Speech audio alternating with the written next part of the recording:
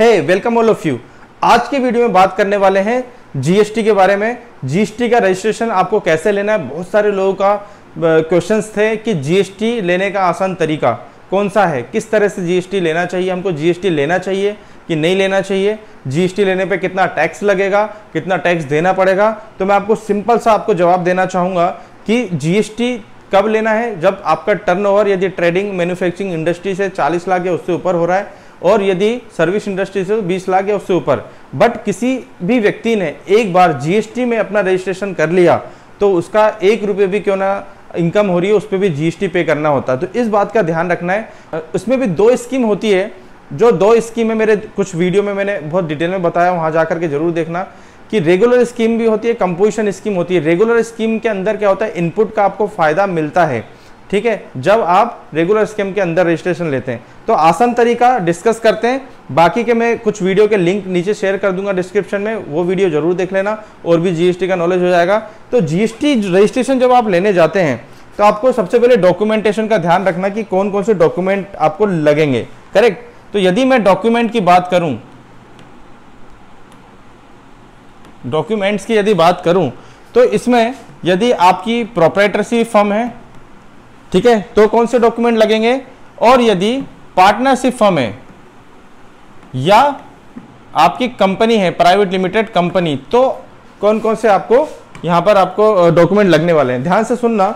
यदि आपकी जो फर्म है वो है प्रोप्राइटरशिप फर्म, तो सबसे पहले आपको पैन नंबर की जरूरत रहेगी, ठीक है, पैन कार्ड की।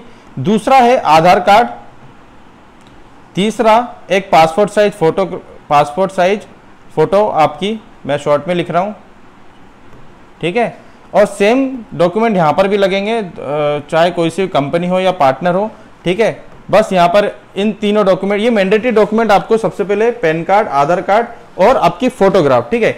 यहां पर एडिशनल आपकी जो जितने भी पार्टनर्स है सारे पार्टनर्स के फोटोज लगेंगे, या कंपनी है तो डायरेक्टर है तो सारे डायरेक्टर्स के पैन कार्ड लगेंगे, और सारे डायरेक्टर या पार्टनर्स के आधार कार्ड और फोटो सेपरेट लगने वाले।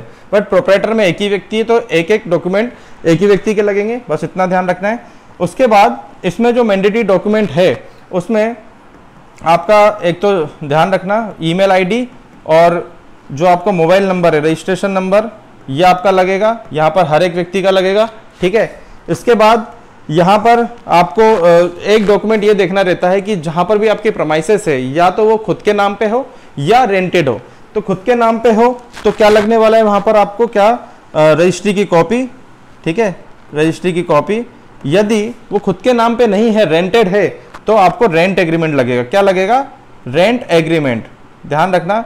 और ये रेंट एग्रीमेंट जो मिनिमम स्टैम्प वैल्यू है 500 उतनी होनी चाहिए, तो 500 रुपये या उससे ज़्यादा होनी चाहिए। और इसमें ध्यान रखना यदि प्रॉपर्टी रेंटेड है तो उसके साथ मकान मालिक का बिजली का बिल जरूर हो, इंश्योर कर लेना, ताकि डॉक्यूमेंटेशन पे वो एकदम सेम मिल जाए, करेक्ट। तो इतने डॉक्यूमेंट आपको लगने हैं काय में, जीएसटी रजिस्ट्रेशन करते समय। बहुत ही आसान तरीका बता रहा हूँ। इतने डॉक्यूमेंट है, यदि पैन कार्ड है, आधार कार्ड है, एक फोटो है, ईमेल आईडी, मोबाइल तो सबके पास होती है।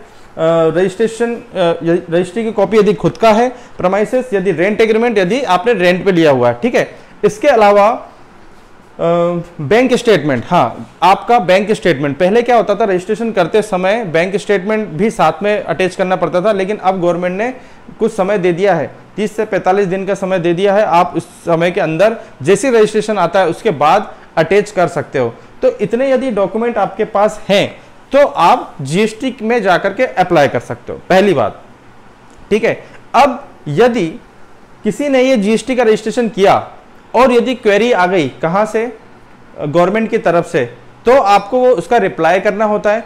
तो जब आप कोई क्वेरी आ जाती है तो समय कितना लग जाता है, कम से कम 10 से 15 दिन का समय लग जाता है रजिस्ट्रेशन आने में। बट आपके डॉक्यूमेंटेशन यदि क्लियर हैं तो 3 से 4 दिन में भी आपका रजिस्ट्रेशन आपको मिल जाता है, ठीक है। तो पहले ही इंश्योर करें जब रजिस्ट्रेशन करना है तो ये प्रॉपर डॉक्यूमेंट हो, आपका जो मेन तौर पे आपका जो रेसिडेंशियल एड्रेस है और आपका जो प्रोप्राइटरशिप फर्म है या फिर कंपनी है, प्राइवेट लिमिटेड फर्म है, तो ये सब डॉक्यूमेंट प्रॉपर होना चाहिए। अब इसके अलावा आप सोच रहे होंगे एक डॉक्यूमेंट आपने बताया नहीं, तो मैं बता दूं कि यदि प्रोप्राइटरशिप फर्म हो तो ये कब होती है, जब शॉप एंड एक्ट रजिस्ट्रेशन होता है या गुमास्ता जिसको कहते हैं।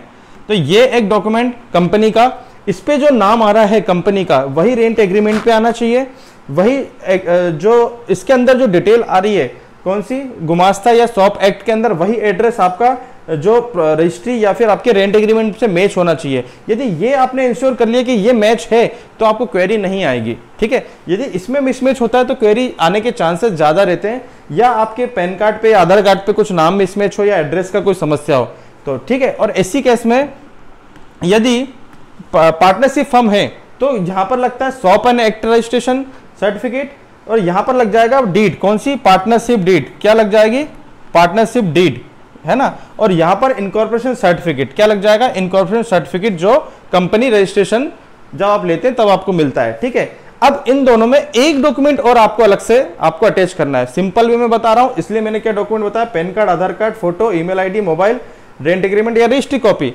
देन गुमास्ता जरूर यहां पर होना चाहिए, प्रोपराइटर में ये मैच होना चाहिए डिटेल, और यहां पर आपकी पार्टनरशिप डीड होना चाहिए, और कंपनी में इनकॉर्पोरेशन सर्टिफिकेट होना चाहिए। अब इसमें एक डॉक्यूमेंट और बढ़ जाता है, इसमें तो आपका डॉक्यूमेंट कंप्लीट हो गया, इसमें एक डॉक्यूमेंट और लगता है, ऑथराइजेशन सर्टिफिकेट, ठीक है। ये आप जो कंपनी होती है, जो कंपनी हो या पार्टनरशिप फर्म हो, इसमें जितने भी पार्टनर होते हैं या कंपनी में जितने डायरेक्टर होते हैं, उसमें एक ऑथराइजेशन सर्टिफिकेट आपके लेटर हेड पे बनता है। किसी एक पार्टनर को आप अथॉरिटी देते हो, वो अथोराइजेशन जब आप रजिस्ट्रेशन करते हो वहां पर शो करना पड़ता है। तो ये एक डॉक्यूमेंट इसमें और बनता है जो कि लेटर हेड पे बनता है। यदि आप जानना चाहते हो कैसे बनता है तो मैं किसी और वीडियो में आपको अलग से बना करके बता दूंगा, तो ईजी होगा आपके लिए, ठीक है। तो कमेंट बॉक्स में जरूर डाल देना। अब मैं आपको स्क्रीन की ओर लेके चलता हूँ कि आपको रजिस्ट्रेशन करना कैसे है।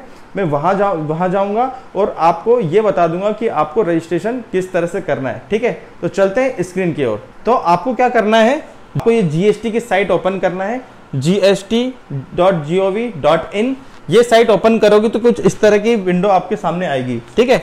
उसके बाद आपको क्या करना है, जाना है सर्विस के अंदर। सर्विस के अंदर आप जाओगे, रजिस्ट्रेशन का ऑप्शन दिखेगा, रजिस्ट्रेशन पे आप क्लिक करोगे। देन यहाँ पर आपको ये ऑप्शन दिख रहा है न्यू रजिस्ट्रेशन का, न्यू रजिस्ट्रेशन पे क्लिक करोगे तो आपके सामने ये विंडो आ जाएगी, करेक्ट।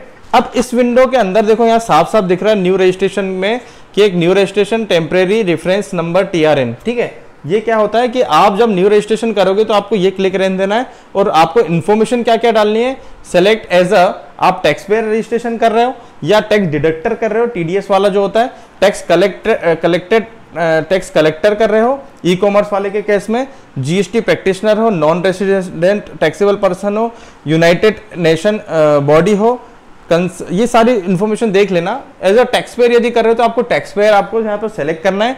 देन आपको स्टेट सेलेक्ट करना है, जो भी आपका स्टेट हो वो आपने सेलेक्ट कर लिया मान लो। उसके बाद डिस्ट्रिक्ट जो भी होगी आपकी सेलेक्ट कर लो। देन आपको legal name of the business, तो जो यदि आप प्रोपराइटर हो तो यहाँ पर आपका खुद का पेन नंबर डल जाएगा। यहाँ पर कंपनी हो या पार्टनरशिप फर्म हो तो पार्टनरशिप फर्म का या फिर कंपनी का यहाँ पर पेन नंबर डलेगा, ठीक है।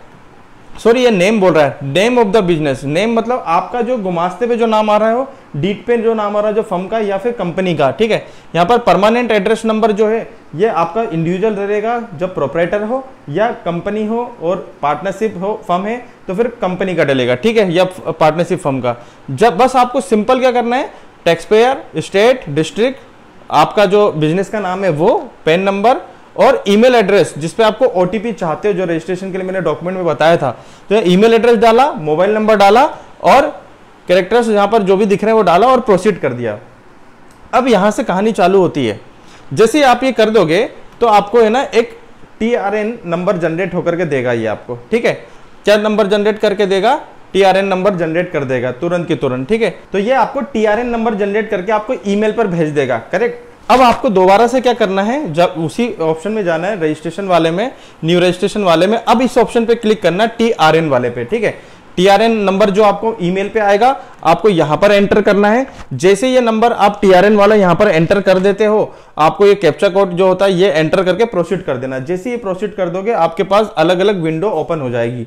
अब इसके आगे क्या करना है वो मैं आपको बता देता हूँ, ठीक है। इसके आगे क्या करना है, आपको सबसे पहले क्या, आपकी इन्फॉर्मेशन जो है आपने जो फर्स्ट पेज पर डाली थी वो वहां पर कुछ शो करेगी। अलग अलग विंडो में आपको ध्यान क्या रखना है, अब प्रिपरेशन जो करोगे आपको एक तो कंपनी का डिटेल होना चाहिए। कंपनी की डिटेल मतलब जो गुमास्ता आपके पास है या पार्टनरशिप फर्म की जो डीड है या फिर कंपनी रजिस्ट्रेशन का इनकॉर्पोरेशन सर्टिफिकेट है वो आपके पास होना चाहिए। उससे रिलेटेड कंपनी की इंफॉर्मेशन उसमें डलने वाली है, आपकी पर्सनल इंफॉर्मेशन डलने वाली है। यदि आप किसी कंपनी में डायरेक्टर हो, पार्टनर हो, तो उसमें डायरेक्टर और पार्टनर की पूरी इंडिविजुअल इंफॉर्मेशन डलेगी। प्रोप्राइटर है तो फिर सिंगल पर्सन की डिटेल डलेगी। वो डिटेल डालने के बाद यदि जो व्यक्ति ऑथोराइज है वो ऑथोराइज का ऑप्शन टिक करना पड़ेगा, और जो ऑथोराइज पार्टनरशिप और कंपनी के केस में है उनका जो ऑथोराइजेशन जो लेटर होता है वो आपको अटैच करना पड़ेगा। तो आपको गुमास्ता अटैच करना पड़ेगा, या पार्टनरशिप डीड, या आपको कंपनी का जो रजिस्ट्रेशन का सर्टिफिकेट है वो, उसके बाद आपको ऑथोराइजेशन सर्टिफिकेट यदि पार्टनरशिप और कंपनी का केस है तो, नहीं तो प्रोप्राइटरशिप में जरूरत नहीं है। उसके बाद आपको अटैच करना पड़ेगा क्या, आपकी जो आगे आप चलोगे तो आपको जो एड्रेस है प्रेमाइसेस का वो आपको एंटर करना है, और वहां पर आपका या तो रेंट एग्रीमेंट अटैच होगा, या तो रेंट एग्रीमेंट होगा, या तो फिर रजिस्ट्री की कॉपी। बट मैं आपको एक और चीज बता दूं, इसी के साथ आप बाकी के डॉक्यूमेंट भी लीगल डॉक्यूमेंट्स में अटैच कर दे, जैसे आपका पैन कार्ड, आधार कार्ड, ताकि उनको कंफर्म हो जाए कि भैया ये लीगल है जो जिन्होंने भी रजिस्ट्रेशन किया है। तो उससे क्या क्वेरी के चांसेस कम हो जाते हैं। करेक्ट। फिर आपको ये भी वहां पर ऑप्शन आएगा जो नेचर ऑफ बिजनेस क्या है। तो नेचर ऑफ बिजनेस आपको दिखाना है कि आप एक्सपोर्ट के बिजनेस में, मैन्युफैक्चरिंग है, सर्विस इंडस्ट्री है, ट्रेडिंग है, जो भी है वहां पर आपको टिक करना है। देन वो टिक करने के बाद आपको आगे बढ़ना है, और वहां पर आपको HSN कोड और सेक कोड पूछेगा। HSN कोड मतलब यदि किसी का ट्रेडिंग का बिजनेस है, मैन्युफैक्चरिंग का, तो वहां पर HSN कोड होता है, ठीक है। सेक कोड होता है सर्विस के केस में, तो जो भी आप गुड्स में डील करते हो वो आपको वहां पर एंटर करना है। यदि कोई सर्विसेज है उसका कोड आपको गूगल पे आसानी से मिल जाएगा, ठीक है, कि किस तरह से आपको HSN कोड सर्च करना है या सेक कोड सर्च करना है। मैं आगे कुछ नेक्स्ट वीडियो में बता दूंगा कि HSN कोड कैसे सर्च करना है या सेक कोड कैसे सर्च करना है आप लोग को, ठीक है। अब आप गूगल पे ये कर सकते हो, वो आपको एंटर करना है। देन आप आगे बढ़ोगे और आपको रिटर्न सबमिट करना है। अब इसमें बस एक बात और आपको ध्यान रखनी पड़ती है, ध्यान ये रखनी पड़ती है कि जब आप रजिस्ट्रेशन करोगे तो पहली इंफॉर्मेशन जब आप सबमिट करोगे तो वहीं पर आपको पहली या दूसरी में आपको पूछ लेगा कि भैया आपका जुडिशियल ऑफिसर कौन है, मतलब कि आपका स्टेट में और सेंटर में। क्योंकि जब आप रजिस्ट्रेशन करते हैं, ये मैं इन्फॉर्मेशन लास्ट में इसलिए बता रहा हूँ कि जब आप रजिस्ट्रेशन करते हैं तो वो आपका रजिस्ट्रेशन या तो सेंट्रल में जाएगा या तो स्टेट में जाएगा। आप किसी भी एक स्टेट में हो, आप जिस भी सिटी में, वहाँ पर आपका जो भी डिपार्टमेंट है, GST का जो भी डिपार्टमेंट है, लोकल डिपार्टमेंट, या तो वहाँ पर आपका स्टेट लेवल में आपका रजिस्ट्रेशन सबमिट होगा या इस सेंट्रल लेवल में फिर कहीं भी जा सकता है। तो वो दोनों की इन्फॉर्मेशन आपसे पूछेगा आपके लेवल पे। तो पहले क्या थोड़ी मशक्कत करनी पड़ती थी, अब सेंट्रल वाला जो है वो ऑटोमेटिकली आपको आ जाता है, वो आप चूज कर लोगे बड़े आसानी से। यहाँ पर या तो वहाँ पर एक लिंक दी गई रहती है, उस लिंक पे क्लिक करोगे तो आसानी से वो आप सर्च हो जाती है। और स्टेट की बात करूँ तो स्टेट का भी आप जो एड्रेस डालोगे ना, उस एड्रेस से आप सर्च कर सकते हो, ऑटोमेटिकली अब आ जाता है, तो बहुत आसानी होगी। फिर भी यदि आपको स्टेट लेवल पे आपको सर्कल सेलेक्ट करने में आपको दिक्कत आ रही है, क्योंकि